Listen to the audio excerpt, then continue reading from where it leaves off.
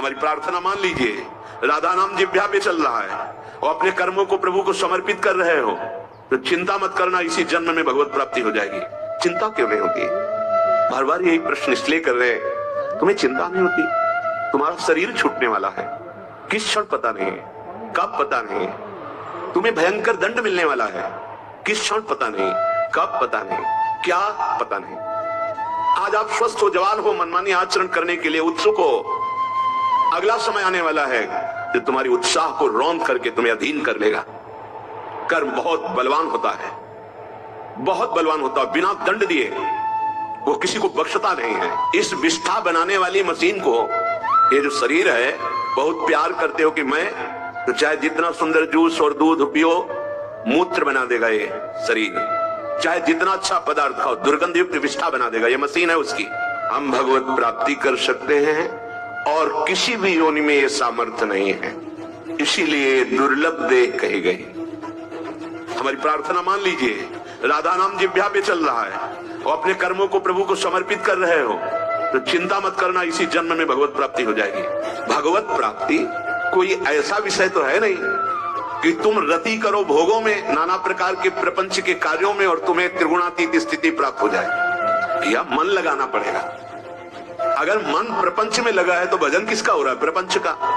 मन प्रभु में लगा है तो प्रभु का चिंतन हो रहा है। अब मन को लगाना बड़ा कठिन है, तो इसीलिए कहते जिह्वा में राधा राधा राधा। तो हमारे श्री जी का एक नाम है चंचल चित्त आकर्षणी। देख लेना, एक दिन तुम्हारे मन को पकड़ करके प्रेम रस में डुबो देंगी। मेरी महारानी जो बहुत करुणामयी स्वामिनी जो है, उन्हीं की करुणा पर विश्वास करके कहते हैं इसी जन्म में भगवत प्राप्ति हो जाएगी यदि जिह्वा पे राधा नाम है और सारे कर्म प्रभु के चरणों में समर्पित है। जो श्रीपाद कह रहे हैं धिक धिक, वही श्री महामहिम सूरदास जी कह रहे हैं, बादहि जन्म गयो शिराए। पीड़ा नहीं होती तुम्हें कि हमारा समय नष्ट हो रहा है? सच्ची माने, तुम्हारे जीवन का एक एक क्षण कम हो रहा है, पता नहीं तुम्हें चिंता क्यों नहीं होती। यहां जितना तुम दोस्त बनाए हो, सामग्री एकत्रित किए हो, ये सब छूट जाएगी। आपको अकेला जाना पड़ेगा यहां से, शरीर भी छोड़ जाएगा। सोचो उस दिन की, सोचो जिस दिन तुम ना चाहते हुए जबरदस्ती शरीर से निकाले जाओगे। उस समय तुम्हारे साथ कौन होगा? उस दिन की याद करो। विवेकवान परिणाम पे दृष्टि रखता है, अज्ञानी वर्तमान के भोग पर दृष्टि रखता है।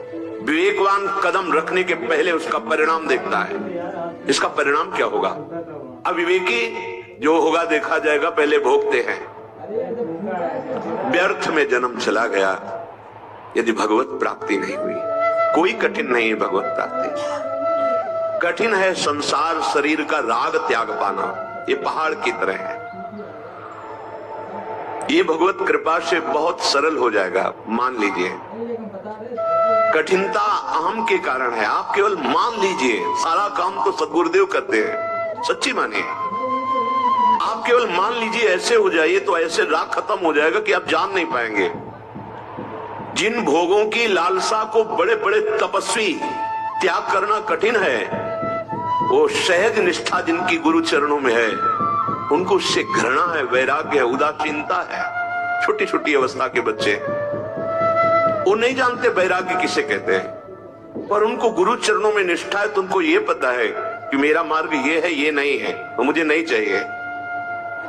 सच्ची मानिए, ये अहंकार के कारण ही गुरु कृपा, हरि कृपा, शास्त्र कृपा रुकी हुई है। नहीं तो ऐसी बाढ़ है कि बिना प्रयास के आपको बहाकर प्रियालाल के चरणों में पहुंचा देगी। यह हेतु की कृपा है, चिंता क्यों नहीं होती? बार बार यही प्रश्न इसलिए कर रहे हैं, तुम्हें चिंता नहीं होती? तुम्हारा शरीर छूटने वाला है, किस क्षण पता नहीं है, कब पता नहीं। तुम्हें भयंकर दंड मिलने वाला है, किस क्षण पता नहीं, कब पता नहीं, क्या पता नहीं। शरीरम व्याधि मंदिरम, कोई न कोई देवता प्रकट हो जाएगा इस मंदिर से, और भजन किया नहीं तो चित्त वृत्ति उसी में लग जाएगी, जीवन बर्बाद चला जाएगा। आज आप स्वस्थ हो, जवान हो, मनमानी आचरण करने के लिए उत्सुक हो। अगला समय आने वाला है जो तुम्हारी उत्साह को रौंद करके तुम्हें अधीन कर लेगा। कर्म बहुत बलवान होता है, बहुत बलवान होता है। बिना दंड दिए वो किसी को बख्शता नहीं है। अगर बचा सकते हैं तो एकमात्र श्री हरि बचा सकते हैं, भगवान बचा सकते हैं। दूसरा कोई पुण्य, दान, तीर्थयाटन, तप, इसका अलग फल होगा, लेकिन अशुभ कर्म आपको दंड दे के ही रहेगा। अगर बचना है तो भगवान खुद अपने श्रीमुख से कह रहे हैं, सर्वधर्मान् परित्यज्य मामेकं शरणं व्रज तो अहम त्वाम सर्व पापेभ्यो मोक्षयिष्यामि मा शुचः। मैं तुम्हें समस्त पापों से बचा लूंगा, पवित्र कर दूंगा, क्योंकि वो समस्त ब्रह्मांडों के स्वामी हैं, सारे विधान उनके ही बनाए हुए हैं। इसलिए ये हमारा जन्म व्यर्थ न जाए। हमें तो लगता है कि कभी कभी एकांत में अपना चिंतन करना चाहिए, अपनी जांच करनी चाहिए। मेरे जीवन में क्या हो रहा है, मेरी गति किधर जा रही है, आसुरी प्रवृत्ति में या दैवी संपदा में। मेरे द्वारा आज कितने पाप हुए, अभी तक कितने हुए, आगे मुझे क्या करना है, आगे मुझे क्या प्राप्त करना है, कैसे चलना है, मेरे जीवन का लक्ष्य क्या है। ये पढ़ना चाहिए अपने हृदय को। बहे चले जा रहे हो प्रवाह में, कहां जाना है, क्या कर रहे हो, कुछ पता नहीं, बस बहे चले जा रहे हैं। व्यर्थ जीवन व्यतीत कर दिया, ना कभी हरि का भजन किया, ना कभी सदगुरुदेव की सेवा की, ना कभी माथुर मंडल व्रत 84 कोष में आकर बसे कि चलो 10 दिन 1 महीना वास करके यहाँ नियमावली के अनुसार, रहने के अनुसार भजन करते हैं। ना कभी बैठ करके महाभागवतों के बीच में एकाग्रता पूर्वक उनके मुख से निकले हुए भक्त भागवत चरित्रों का श्रवण या श्री भगवान की ईश्वरीय या माधुर्यमयी लीलाओं का श्रवण कभी नहीं किया, कभी रुचि नहीं उत्पन्न की भगवत चर्चा, भगवत प्राप्ति की, तो तुम्हारा जीवन व्यर्थ चला गया।